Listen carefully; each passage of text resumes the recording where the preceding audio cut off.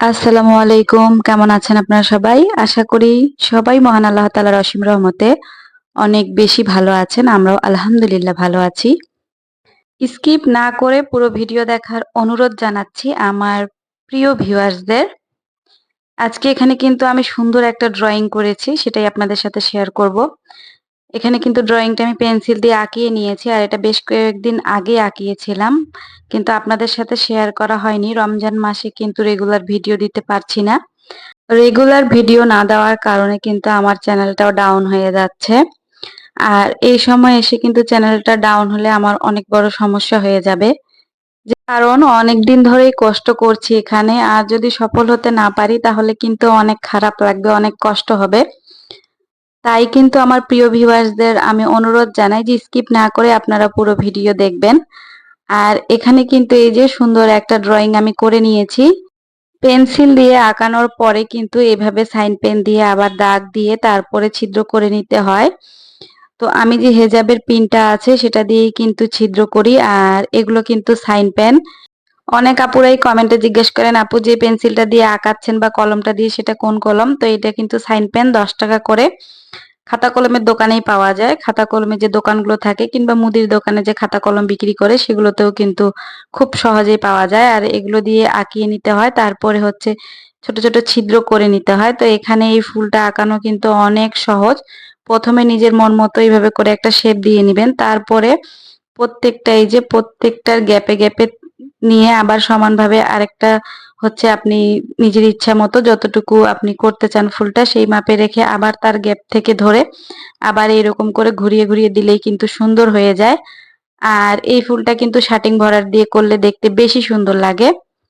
তো এর আগে কিন্তু ওড়নাতে ছিটানো ফুলটা আমি আপনাদের সাথে শেয়ার করেছিলাম, ওটারই কিন্তু এটা কামিজের ফুলটা। তো যেহেতু এখন রোজাতে কোনো কাজই আমার আর নতুন করে উঠবে না, ২-৪টা অর্ডার আছে, সেগুলো ডেলিভারি দিলেই শেষ। তো এগুলো সেই জন্য আস্তে ধীরে করছি। কারণ অত বেশি তাড়াহুড়া করে লাভ নেই। রোজাতে তো কোনো কাজ উঠবে না। তাই কর্মীদেরকেও কোনো রকম কোনো চাপ না দিয়েই কাজ দিয়ে ছেড়ে দিয়েছি। নিজের ইচ্ছা মতো করুক, কতদিনে করতে পারছে। আর এই যে হেজাবের পিনটা, আমি কিন্তু সুই দিয়ে করতাম আগে, এখন কিন্তু হেজাবের পিন দিয়েই করি।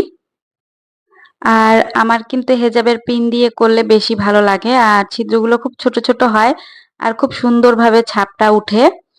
এই যে এইভাবে করে কিন্তু হেজাবের পিন দিয়ে এগুলো ছিদ্র করে নিতে হবে। আর ছিদ্র করার সময় খেয়াল করতে হবে ছিদ্রগুলো যেন সুন্দরভাবে হয় আর একটু দূরে দূরে হয়, একদম খুব ঘন ঘন না, বা একটার উপরে একটা ছিদ্র করতে গিয়ে ওইটার উপরে ২-৩ বার আপনার ছিদ্রটা না হয়ে যায়, তাহলে কিন্তু ওইটা এবড়ো থেবড়ো হয়ে যাবে, ভালোভাবে ফিনিশিং আসবে না। আর ছিদ্রগুলো যদি সুন্দরভাবে হয় তাহলে কিন্তু ছাপানোর সময় খুব সুন্দরভাবে ছাপটা উঠে। একটা আপু বলেছিল যে নীল দিয়ে ছাপ দিলে নাকি আপুর ছাপটা ভালো হয় না, কয়েকদিন পরেই উঠে যায়। তো আসলে বুঝলাম না কেন। নীল দিয়ে ছাপ দিলে জিঙ্ক অক্সাইড পাউডারের চেয়ে নীলের ছাপটাই কিন্তু বেশি দিন থাকে আর বেশি সুন্দর হয়। সাদাটাও ভালো হয়, কিন্তু নীলের ছাপটা আমার কাছে মনে হয় একটু বেশি ক্লিয়ার আর বেশি ভালো হয়। তো এখানে কিন্তু ট্রেসিং রেডি করার পরে এভাবে মুড়িয়ে নিতে হবে। এভাবে মুড়িয়ে রাবার কিংবা কোনো হচ্ছে আপনার পাড় দিয়ে বেঁধে রেখে দিলে কিন্তু ভালো হয়। আর এটা হচ্ছে কিন্তু যে সাদা ওড়নাটা আমি করেছিলাম সেটার কামিজ, আর সাদা ওড়না আর এই ফ্রকটা মানে 2 পিস, আর ফরকটা হচ্ছে আপু অর্ডার দিয়েছিলেন। তো সেগুলোরও কাজ চলছে। আর এই ফরকটারও কিন্তু হচ্ছে আমি সেলাই করে এখানে আঁকিয়ে নিয়েছি। আঁকিয়ে নিয়ে এখানে স্যাম্পল তুলে আপনাদের সাথে শেয়ার করব। তো আপুকে মেসেজ দিতে চেয়েছিলাম যে আপু মানে কামিজের সাথে মিল রেখেই জামার কাজটা হবে কিনা। তারপরে ভাবলাম যেহেতু একই কাপড়ের নিয়েছেন তো অবশ্যই কামিজের সাথে মিল রেখেই কাজটা হবে। তো এখানে আমি হচ্ছে কিছু ফুল দিব, এই যে যেই কালারটা দেখছেন কফি কালারের মতো যে সুতাটা এটা দিয়ে, আর কিছু ফুল দিব ঘিয়া কালারের। আর পাতা আর ডালগুলো তো সবুজ হবে যেহেতু কামিজেও সবুজ আছে। যারা এই পর্যন্ত আমার ভিডিওটি দেখছেন, ভিডিওর এই প্রান্তে চলে এসেছেন, তাদেরকে অনুরোধ জানাচ্ছি একটা লাইক দিয়ে দেওয়ার জন্য। প্লিজ একটা লাইক দিয়ে দিবেন। আপনারা লাইক দিলে বুঝতে পারি যে আমাদের কষ্ট সফল হয়েছে। একটা লাইক দিলে কিন্তু অনেক বেশি ভালো লাগে যে এত কষ্ট করে একটা ভিডিও করেছি। লাইকটা কিন্তু আমাদের কষ্টের ফল। আপনারা যখন একটা ভিডিওতে লাইক দেন তখন বুঝি না আমাদের কষ্ট সফল হয়েছে। ইউটিউব থেকে টাকা ইনকাম করতে পারে এমন খুব কম মানুষই আছে, সবাই কিন্তু ইউটিউবে সফল হয় না। তো আমিও হব কিনা জানি না, আল্লাহ ভরসা। তবে আপনাদের সাপোর্ট ও ভালোবাসা সবসময় কামনা করি। আপনারা সবসময় এইভাবে ভালোবেসে আমার সাথে থাকবেন, আমার পাশে থাকবেন, এটুকুই অনুরোধ। তো আজকের ভিডিওটি কিন্তু আপনাদের কাছে কেমন লেগেছে অবশ্যই কমেন্ট করে জানাবেন। আর যারা আমার চ্যানেলে নতুন আছেন তাদেরকে চ্যানেলটি সাবস্ক্রাইব করে আমার পাশে থাকার জন্য অনুরোধ জানাচ্ছি। যারা অলরেডি সাবস্ক্রাইব করে দিয়েছেন, ভিডিওতে একটি লাইক দিয়ে দিয়েছেন, তাদেরকে অসংখ্য অসংখ্য ধন্যবাদ। আর এখানে কিন্তু অনেকগুলো কাপড় আমার জমা হয়ে আছে, ওয়াশ করতে হবে।